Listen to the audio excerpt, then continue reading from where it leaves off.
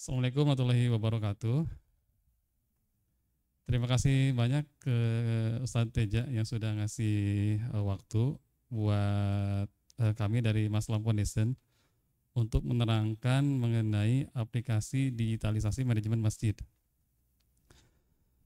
Al-Mukhlisin termasuk yang sudah pakai aplikasinya, tapi saya belum pernah presentasi ke Ustadz Teja ya, jadi tampaknya kurang lengkap kalau saya belum mempresentasikan. Oke, nah aplikasi ini kenapa kami hadir untuk membuat aplikasi digitalisasi manajemen masjid? Karena masjid itu adalah suatu tempat yang sedikit tersentuh oleh teknologi. Memang sudah banyak yang menggunakan teknologi media sosial ya, sepertinya yang seperti sekarang gitu. Tapi untuk mengenai urusan data atau sistem informasi, nah itu masih tertinggal dengan halnya mengenai media sosial, misalkan Instagram, Facebook, YouTube, dan sebagainya. Nah, oleh karena itu kami hadir untuk menjawab kebutuhan tersebut. Nah, memang untuk masjid itu terkait dengan sistem informasi itu masih banyak menggunakan ada yang manual, bahkan saya pernah melihat suatu masjid yang dia dicatat pembukuannya di kertas, di buku Kang Teja. Jadi buku folio gitu ya. Lalu dia tulis di situ. Dan kata dia sudah menggunakan teknologi yang canggih. Karena datanya tidak bisa dikoreksi.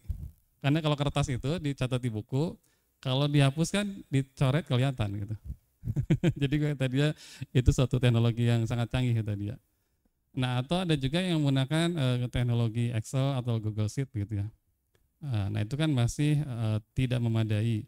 Atau ada juga mesin-mesin yang sudah menggunakan teknologi aplikasi-aplikasi akunting. Nah, hanya saja tetap aplikasi akunting tersebut itu tidak memenuhi kebutuhan terhadap sistem informasi dari masjid. Contoh di sistem akunting tidak ada pencatatan data jemaah. Lalu tidak ada pencatatan donaturnya siapa saja, mustahik di masjid tersebut siapa saja, tabungan kurbannya tidak ada, pinjaman jamaah tidak ada, dan banyak hal memang di program akunting itu tidak terakomodir. Nah, sehingga banyak hal itu menjadikan sistem pencatatan sistem informasinya balik lagi manual begitu. Lalu kami lihat juga di mesin itu karena pencatatannya manual atau menggunakan tools yang sederhana, masalah lainnya adalah ketika terjadi pergantian pengurus TKM, itu terkadang datanya tidak carry over, tidak serah terima gitu. Misalkan pergantian pengurus, orangnya baru, Excel-nya juga baru, atau Google Sheet-nya juga baru, sehingga historinya itu hilang. Misalkan kita tanya ke pengurus masjid, ada tidak data Idul Fitri tahun 2020 atau 2022 yang terdekat. Nah, biasanya mereka menjawab ada, biasanya.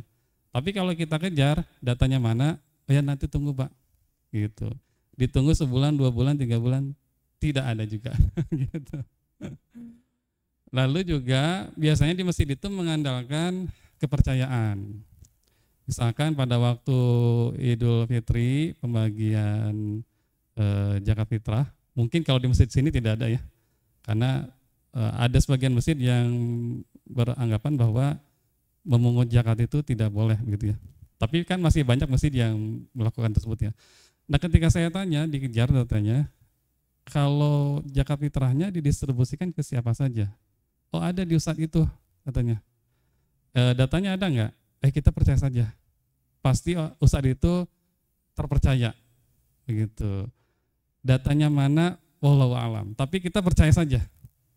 Pasti dia amanah menyerahkan ke mustahik-mustahiknya. Nah, itu sebuah PR juga sebetulnya.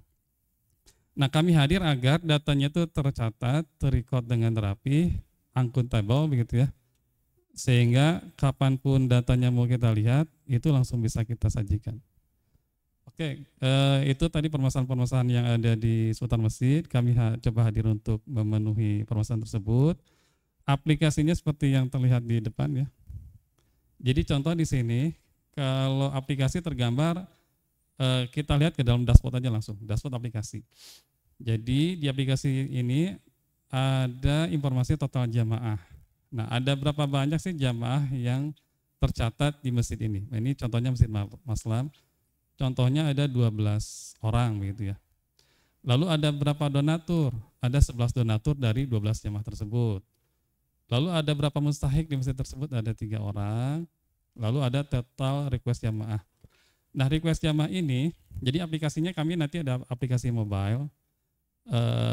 Jemaah tersebut atau orang luar atau warga sekitar itu mereka membuka aplikasi mobile, lalu mereka membuka masjidnya, di masjidnya misalkan Masjid Maslam, lalu mereka melakukan request sebagai jamaah.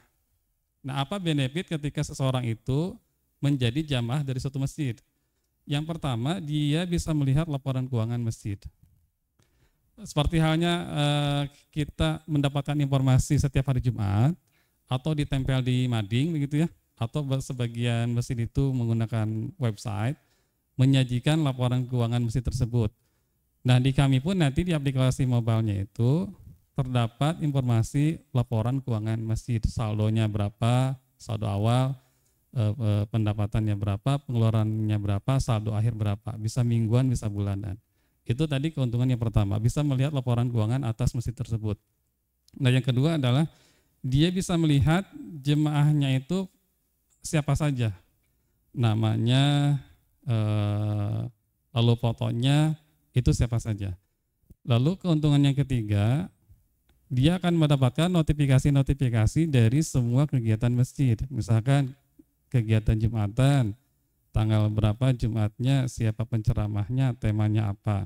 Kajian Ahad, jam berapa, siapa penceramahnya, materinya juga apa, dan seterusnya. Itu keuntungan dari dia terdaftar sebagai jamaah.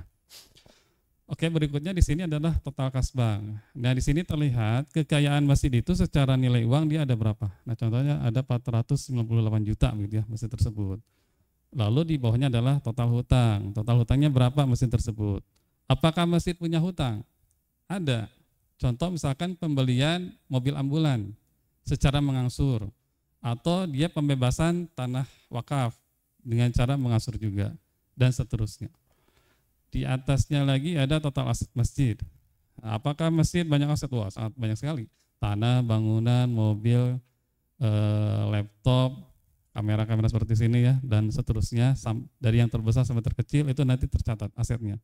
Apalagi kalau masjid itu biasanya adalah barang-barang wakaf. Nah, sehingga memang manajemen aset ini sangat penting untuk kita pergunakan. Di bawahnya adalah total inventory. Nah, apa bedanya inventory dan aset? Kalau aset adalah barang tidak habis pakai, kalau aset. Tapi kalau inventory, barang habis pakai. Contohnya kalau di masjid, kain kafan, lalu padung, kapur barus, begitu. Ya, sabun, betul. Nah, itu kan perlu kita inventorikan.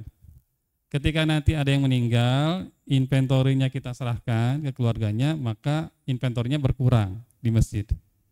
Begitu contohnya. Atau beras, ketika sudah pindah ke ATM beras, lalu diambil sama warga, stoknya berkurang, begitu. Sehingga kita punya data, stok beras itu ada berapa, di gudang berapa, di mesin ATM berapa, yang sudah teramir berapa. Oke, berikutnya adalah total pemasukan, total pengeluaran. Nah, di sini ada tanggal awal, tanggal lahir, artinya total pemasukan dan total pengeluaran ini dari periode selama 6 bulan. Total pemasukan ada 766 juta sekian, total pengeluaran 283 juta sekian. Berikutnya adalah tabungan kurban. Jadi bagi masjid-masjid yang menyediakan fasilitas tabungan kurban, yang mana memang untuk membantu para jamaahnya ketika nanti mau kurban, uangnya sudah ada, gitu. Kan bisa saja dia dari pembayaran cash atau dia ngambil dari tabungan kurban yang disimpan di masjid, gitu. Nanti terdata di sini siapa orangnya, berapa jumlah tabungannya, dan seterusnya. Nah, berikutnya adalah pinjaman jamaah. Nah, masjid ini baik sekali, dia ada fasilitas pinjaman jamaah. Kan di masjid itu mengkampanyekan untuk anti riba, begitu kan tadi ya. Anti riba, tidak boleh pinjaman online, tidak boleh rentenir. Tapi solusinya apa? Nah, solusinya itu masjid menyediakan pinjaman jamaah. Nanti terdata di sini siapa nama jemaahnya, untuk keperluan apa, berapa nilai pinjamannya, berapa yang sudah dibayar, saldonya berapa. Oke, yang berikutnya adalah secara grafik. Kalau di atas secara angka-angka, nah kalau di bawahnya ini secara grafiknya. Nah berikutnya adalah grafik pemasukan dan pengeluaran. Ini berdasarkan bulan. Jadi Mei pendapatnya sekian rupiah, pengeluaran sekian rupiah. Ke Juni juga mirip-mirip. Ke Juli lebih besar pemasukan dibanding pengeluaran. Agustus ya mirip-mirip pengeluaran pemasukan. September lebih tinggi pemasukan. Oktober lebih tinggi pemasukan. Di November lebih tinggi lagi pemasukan dibanding pengeluaran. Ini secara grafik. Oke, di sini secara kategori Jiswaf. Karena masjid itu ada wakaf penerimaannya, ada infak, infaknya ada infak biasa, ada infak project, ada zakat mal, ada fidyah, dan seterusnya.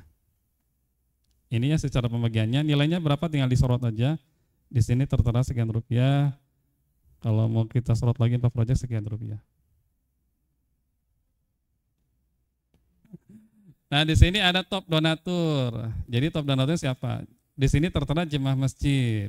Nah kok jemaah masjid? Jadi kenceleng-kenceleng kan ada kenceleng subuh, kenceleng Jumat, kenceleng toilet, kenceleng parkir itu dikumpulin kan tidak tahu namanya siapa. Ya, itu kan akumulasi dari jemaah kan. Makanya kita sebut jemaah masjid.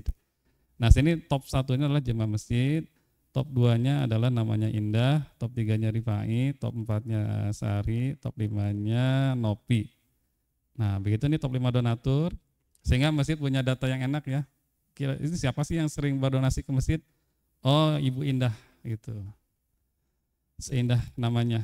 Oke, ini Kasbang. Tadi kalau di sini kalau 498 juta ya. Itu uangnya ada di mana saja? Oke, di PT Syariah sekian rupiah, di Kas Bendahara sekian rupiah, ada wakaf titipan, ada kas beras. Oke, berikutnya top 5 pengeluaran. Nah, masjid itu punya top 5 pengeluaran dari mana saja? Satu dari perawatan dan perbaikan masjid, ada pengembalian pinjaman masjid, gaji dan insentif, biaya lainnya dan tagihan. Lalu top 5 pemasukannya dari pinjaman masjid, ada infak warga, zakat mal, infak kenceleng, infak project. Ini secara grafik. Kalau kita lihat lebih detail lagi nanti tinggal diklik aja di sini ya. Total jamaah tinggal diklik lihat detail. Nanti dia muncul tab yang kedua.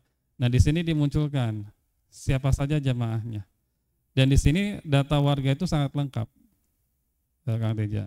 Tuh. Nah, jadi kita coba ya, nama, alamat, nomor HP, email, jenis kelamin, tanggal lahir, daerah asal, alamat rumah, RT, RW, status rumah, kita data juga. Status rumahnya apa? Menumpang, milik sendiri, rumah dinas, atau sewa. Tahun domisili, golongan darah kita data juga. Kenapa golongan darah kita data? Agar misalkan di masjid tersebut warganya ada yang kecelakaan, butuh transfusi darah. Warga tuh tinggal datang ke mesin aja. Pak DKM, coba liatin golongan darah yang ini siapa. Nanti tinggal tanya apakah bersedia donor darah atau tidak gitu. Dan bisa jadi ini akan mengalahkan data RW, data RT juga. Karena kalau masjid kan biasanya dia akumulasi dari beberapa RT, beberapa RW ya. Kayak di masjid saya itu dia menambung ada 5 RW katanya. Jadi besar sekali masjid Jami, dia membawahi banyak RW gitu. Jadi data RW itu bisa saja dia kalah sama data masjid. RT, RW perlu data aja ke masjid begitu. Warga yang perlu pinjaman uang datang ke masjid. Lalu mau tambahan kurban apa lagi datang ke masjid dan seterusnya. Oke, pekerjaannya apa, nama perusahaannya apa, jenis usaha, keahliannya apa. Keahlian, ya perlu didata juga. Misalkan di sini yang jago IT ada berapa orang ya. Atau yang dia punya keahlian dalam bidang kesehatan, baik itu herbal maupun bukan herbal itu siapa. Dan seterusnya.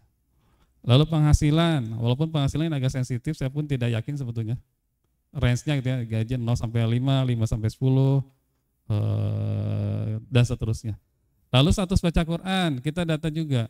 Apakah dia buta baca Al-Quran, apa levelnya Iqra, apakah levelnya membaca dengan tajwid, apakah levelnya membaca tawjid dan makhraj, atau levelnya dia sebagai penghafal Al-Quran.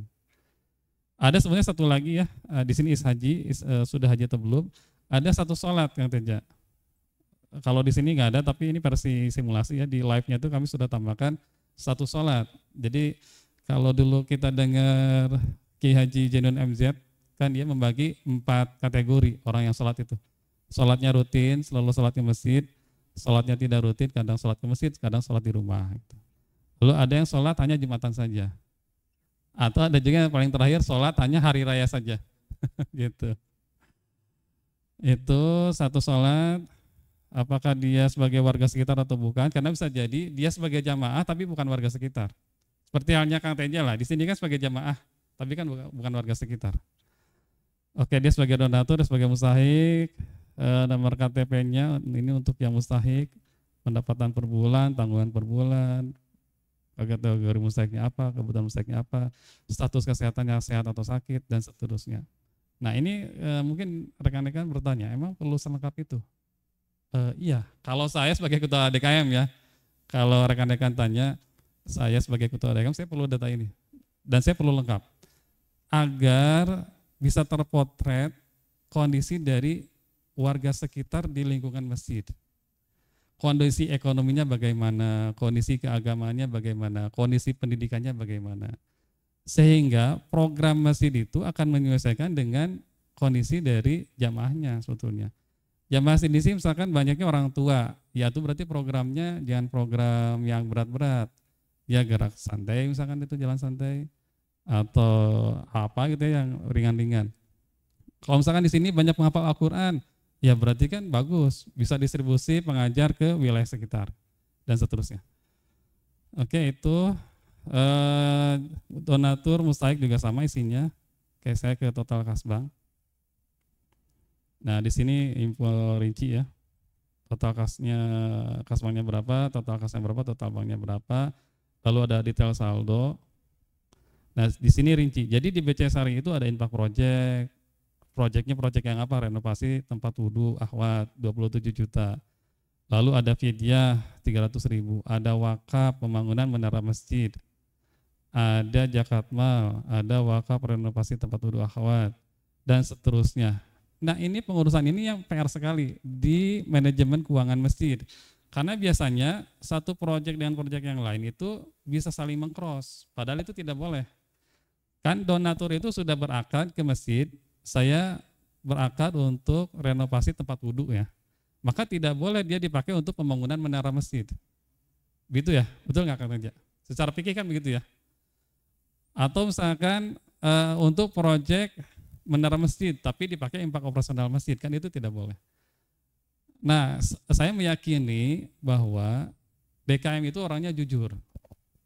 Tapi karena terkendala dengan tools sehingga dia bisa saling cross anggaran, gitu kan Teja, secara tidak sengaja. Karena tadi pencatatannya via kertas atau pencatatannya via Excel, yang itu agak susah memaintainnya. Kalau di sini kalau misalkan uangnya sudah limit, lalu dia dicoba dikeluarkan di pengeluaran operasional mengkonsum ke proyek yang lain, itu tidak bisa, ditolak sama sistem. Jadi sama sistem itu sudah dibatasi. Oke, itu PR yang kita coba solusikan. Nah di sini ada ringkasan laporan keuangan.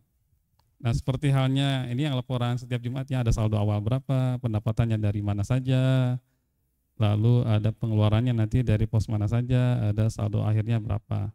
Nah ini bisa bulanan atau bisa mingguan, karena kalau masjid kan biasanya ada mingguan juga. Nah ini mingguan, jadi bisa mingguan bisa bulanan.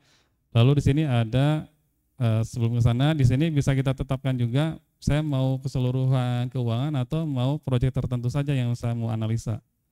Nah juga nanti kelihatan. Bulanan untuk proyek renovasi tempat wudhu. Nah sih kelihatan. Jadi bisa all, bisa per proyek. Ini sangat-sangat membantu pihak bendahara untuk memonitor laporan keuangannya. Lalu di sini ada alur kas. Nah kalau alur kas itu lebih ke arah rinci transaksinya. Tanggal sekian transaksinya apa, debit atau kredit, keterangannya apa. Misalnya ada misalkan pasir 1 pick up dan semen 2 sak.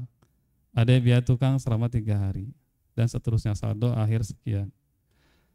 Nah secara overall begitu, menunya sangat banyak sekali, sangat lengkap sekali, inputannya juga sangat banyak, tetapi saya tidak mungkin menjelaskan satu persatu.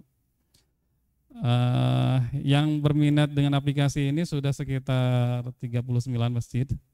Kami sedang mencicil untuk implementasi dari satu masjid ke masjid yang lain. Dan aplikasi ini gratis. Aplikasi ini gratis. Jadi saya mundur lagi berarti ke belakang ya. Mas Lam ini hadir dari jadi ada komunitas IT di Bandung, itu pusatnya di Bandung, walaupun membernya itu bukan hanya dari Bandung, ada dari Jogja, dari Medan, dari Jakarta, dari Bogor, komunitas IT tersebut. Namanya C-Level IT Community. Nah, komunitas tersebut itu diwakili oleh C-levelnya. C-level itu CEO, CTO, ya bahasa Inggris katanya ya. Kalau bahasa Indonesia mah direktur lah gitu. Jadi membernya itu langsung diwakili oleh para direkturnya. Nah, kami biasanya melakukan kegiatan sosial namanya sitkom ceria. Jadi kita menggalang donasi, lalu kita mengunjungi panti-panti asuhan, lalu kita memberi mereka makan gratis, wisata gratis. Intinya bagaimana caranya membuat anak yatim piatu itu merasa ceria lah gitu katanya. Itu program yang pertama. Lalu program yang kedua namanya sitkom mandiri. Jadi anak-anak yang tidak mampu tersebut kami lakukan pelatihan IT. Nah, hanya saja kami masih berpikir tampaknya itu masih ada hal yang kurang kami lakukan kegiatannya, karena kalau namanya sitkom ceria itu bisa dilakukan oleh siapa saja. Misalkan ada komunitas pencinta sepeda, pencinta burung, pencinta mobil, motor gitu ya. Mereka berkumpul, mereka melakukan gerakan yang sama, itu mereka bisa lakukan. Hanya saja kalau IT itu harusnya punya gerakan yang berbeda dengan komunitas yang lainnya. Nah, sehingga kami hadir membuat sebuah aplikasi yang sifatnya sosial. Lalu kami pilih masjid karena masjid tersebut itu banyak PR seperti yang tadi saya ungkapkan di depan. Begitu Kang Teja. Mangga kalau ada yang ditanyakan. Akang-akang juga.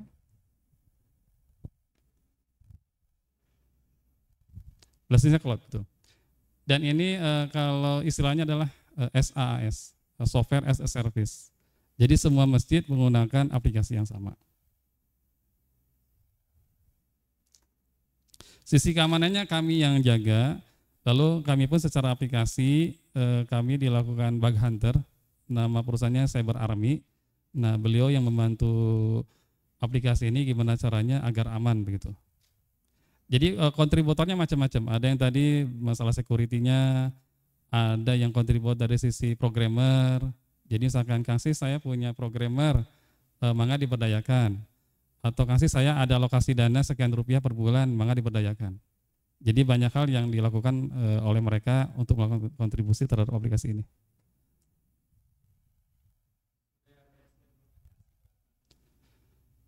Kita tuh baru mulai pelatihan di awal bulan kemarin, awal bulan ini, dan kita sudah berhasil satu Al Mukhlisin, lalu Masjid Al Amanah di Kawaluyaan, lalu Masjid Al Abror di Antapani, Masjid Al Huda di Antapani di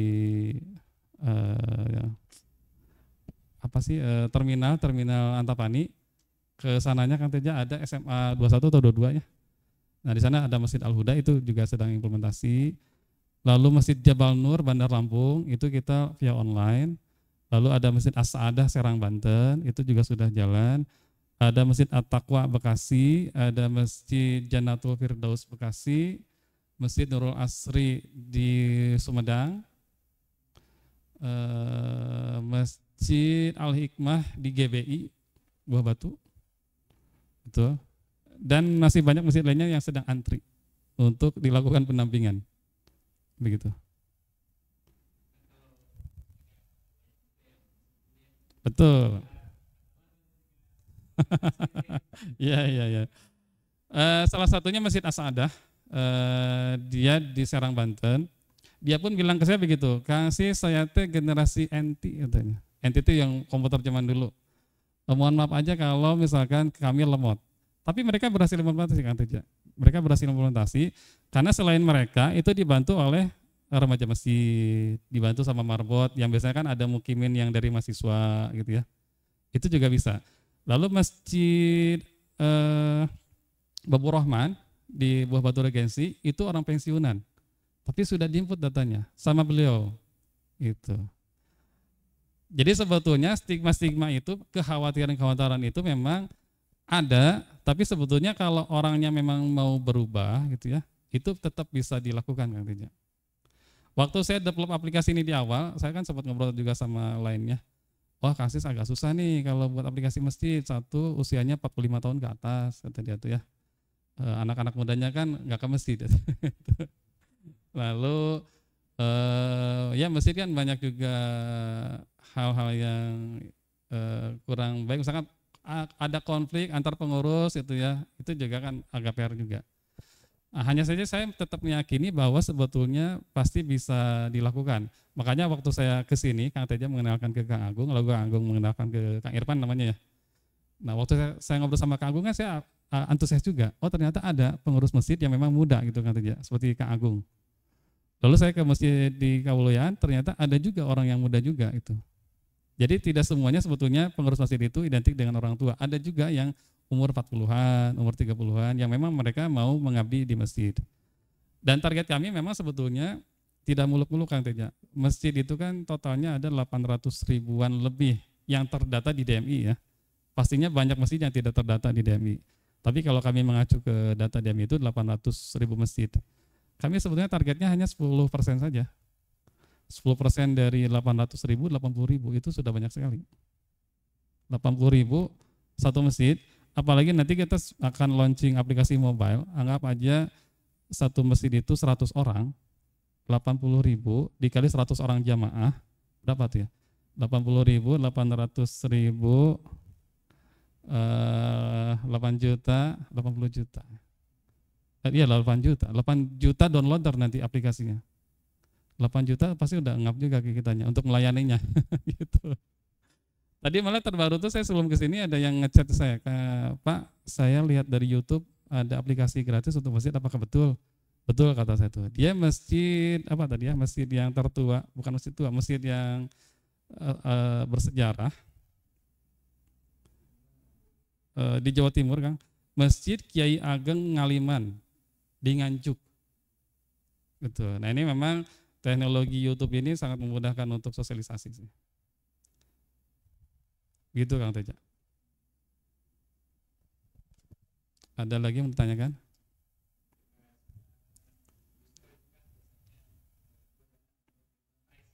Betul, betul.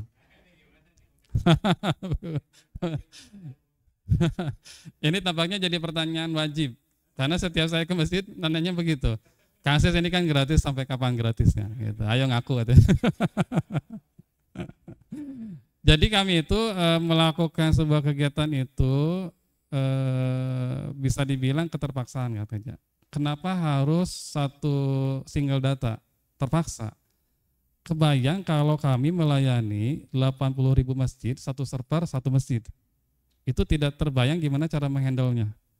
Akan sangat melelahkan buat kami sebagai pengurus untuk satu masjid, satu server, satu masjid, satu server gitu ya. Itu akan lelah ke kami, nggak akan mungkin kami kuat. Tapi kalau satu data, satu aplikasi, semua masjid, aplikasinya sama, itu sangat mudah bagi kami. Kan kayak sekarang sudah puluhan masjid, ya tenang-tenang saja. Nanti tinggal dipikirkan scale up dari aplikasinya, scale up dari servernya. Termasuk tadi masalah dana. Ketika misalkan nanti sudah puluhan ribu masjid, sehingga dananya itu membengkak. Misalkan perlu puluhan juta per bulan, perlu ratusan juta per bulan, perlu menggaji lebih banyak tim support gitu. Nah itu mau tidak mau memang kami terpaksa akan open donasi pada saat itu. Kalau yang sekarang ini kami masih tenang karena saya disupport, kami disupport oleh beberapa perusahaan IT. Ada Bunga Solusi Informatika, ada PT Sipen saya sendiri, ada PT Neuronworks, ada eCreative Labs, ada perseorangan Pak Yogi dari WGS, Pak Cali dari WGS. Saya sebutin satu-satu ya, ini direkam kan ya, dan yang terlewat. Ada Sway Media gitu. Dan mohon maaf bagi yang tidak tersebut ya, pokoknya mah banyak pihak yang terlibat sehingga bulanannya kami masih aman. Tapi satu titik memang kalau ini seiring dengan waktu bertambah lagi sehingga cost-nya itu membengkak, mau tidak mau memang open donasi. Open donasi dalam rangka menjaga keberlanjutan dari proyek ini. Bukan dalam rangka mencari profit gitu Kang Reja. Niatannya begitu. Mudah-mudahan Allah jaga tetap lurus niat baiknya begitu.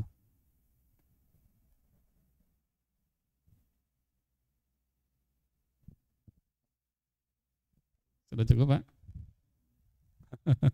Baik, jadi kalau Bapak-Bapak nanti ada masjid terdekat, boleh nanti dikenalkan bahwa ada aplikasi Maslam, aplikasi digitalisasi manajemen masjid yang sifatnya ini filantropi teknologi, gitu.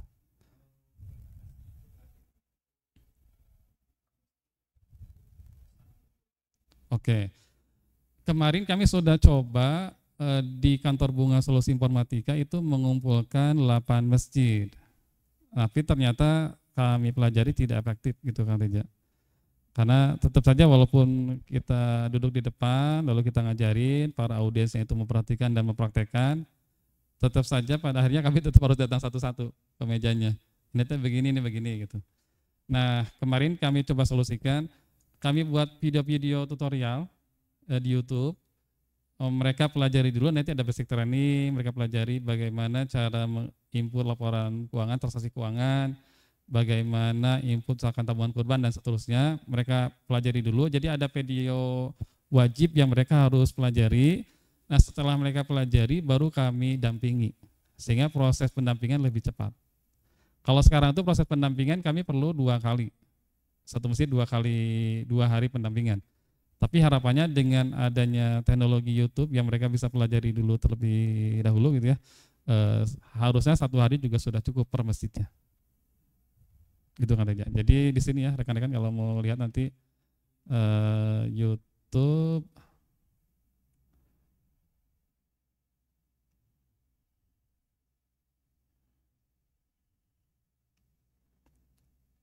Maslam Apps.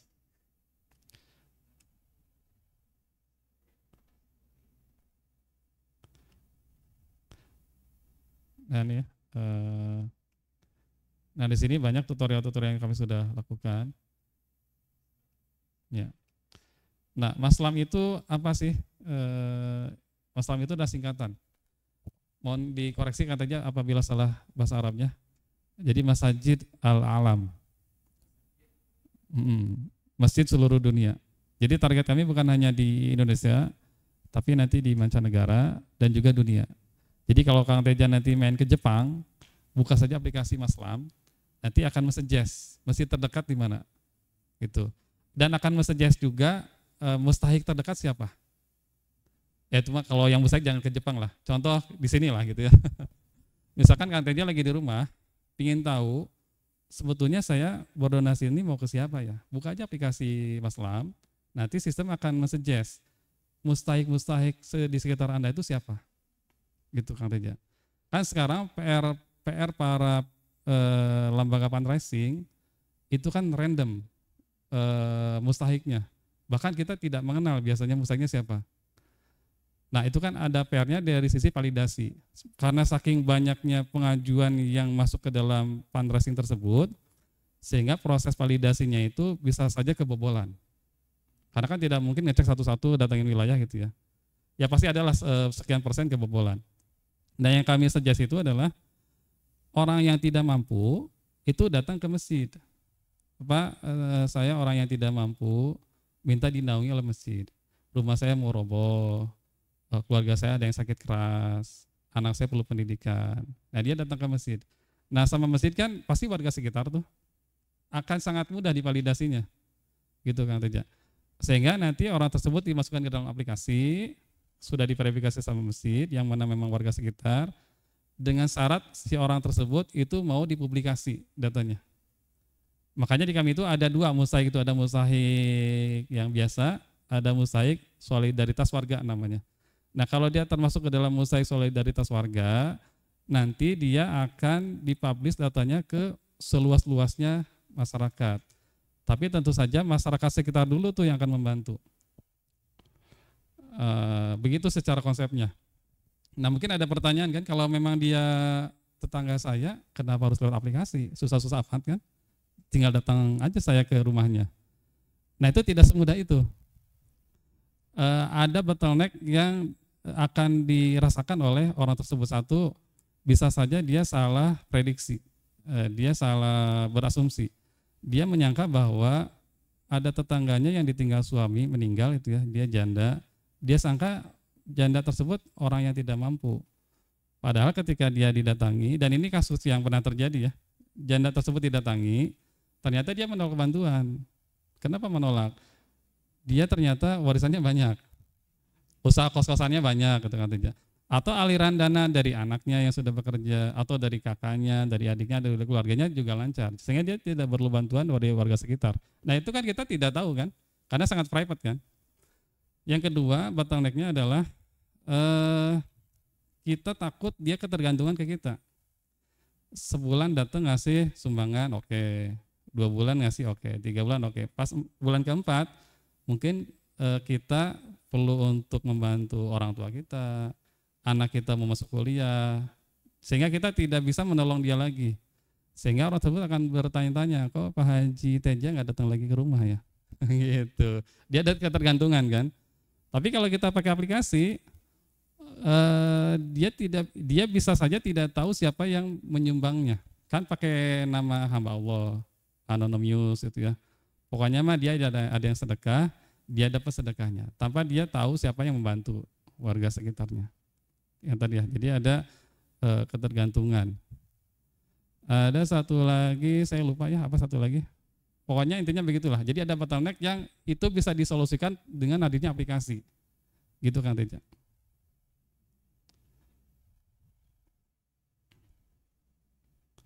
Ada lagi yang bisa saya jelaskan?